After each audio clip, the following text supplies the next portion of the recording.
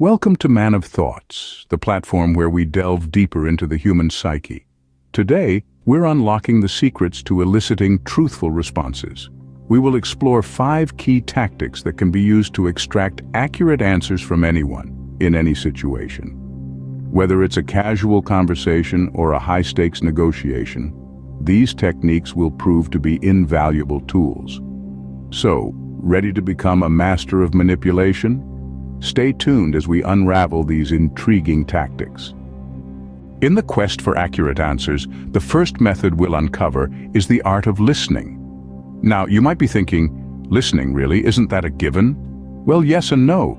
We're not just talking about hearing sounds here. We're referring to active listening. Active listening is a skill that requires focus and intention. It involves truly paying attention to what the other person is saying, understanding their perspective, and responding in a way that makes them feel heard and appreciated.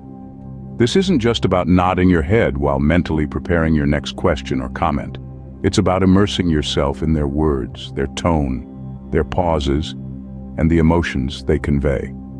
Imagine the last conversation you had. Were you truly engaged, or were you distracted by your own thoughts or external factors? When you actively listen, you show the speaker that their words matter to you. This builds trust and rapport, creating a safe space for them to express their thoughts and feelings. And here's the kicker. When people feel heard and valued, they are more likely to share truthful and valuable information with you. They'll let their guard down and open up, providing you with the accurate answers you seek.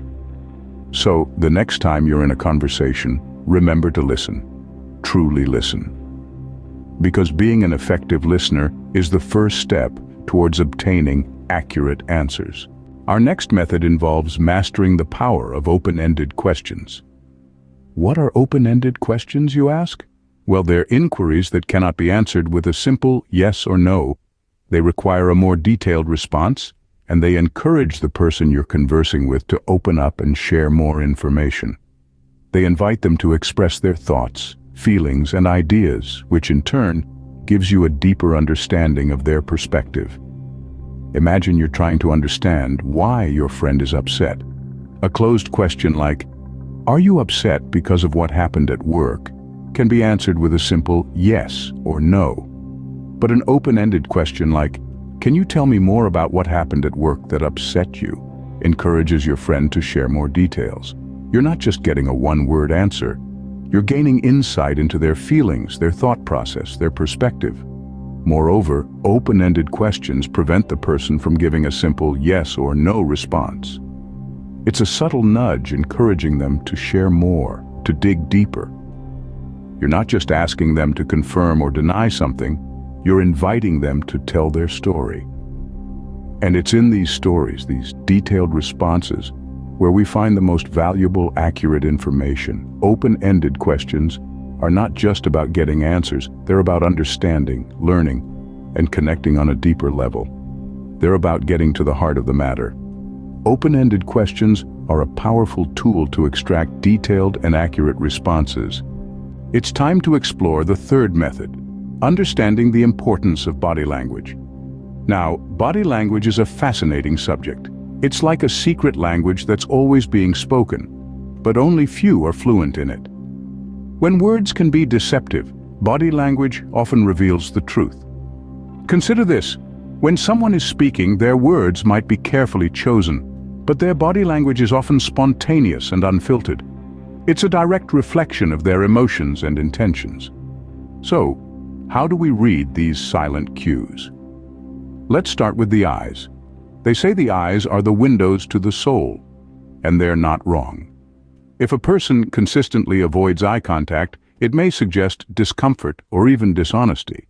Next, consider their posture. A defensive posture, such as crossed arms, can indicate that a person is closed off or not being entirely truthful. On the flip side, an open posture often suggests confidence and honesty. Movements can also be telling. Fidgeting, tapping, or other nervous tics can signal unease or anxiety. Facial expressions, too, can provide valuable insights. For instance, a forced smile might not reach the eyes, indicating it's not genuine. But remember, context is key. It's important to consider the overall situation and the person's usual behavior before drawing conclusions. Reading body language correctly can be a window into the truth. It's an essential tool in your toolkit to get accurate answers. Our fourth method involves building rapport and trust. Imagine two individuals, one is a stranger, the other a close friend. Who are you more likely to reveal your deepest secrets to? Most likely, it's the latter. This is because you have established a level of trust and rapport with your friend. This principle applies universally when seeking accurate answers from others. Establishing a connection, a sense of familiarity and trust, encourages openness. When people feel understood and accepted, they are more likely to share their thoughts truthfully. Building rapport isn't about manipulation. It's about fostering genuine connections that facilitate open communication. This method is particularly useful in long-term relationships and negotiations. In a negotiation, for instance, you're not wrestling with an adversary. You're dancing with a partner. The aim isn't to defeat them, but to create a situation where both parties feel they've gained something. This is only possible when there is a foundation of trust and rapport. So, how do you build this rapport? Start by finding common ground, showing empathy, and demonstrating authenticity. Listen actively, show genuine interest, and be consistent in your actions. Remember, this isn't a one-time trick. It's a long-term strategy that requires patience and sincerity. Trust and rapport are not just about getting what you want. They're about building meaningful relationships that enrich our lives. Establishing trust is a cornerstone to receiving truthful answers.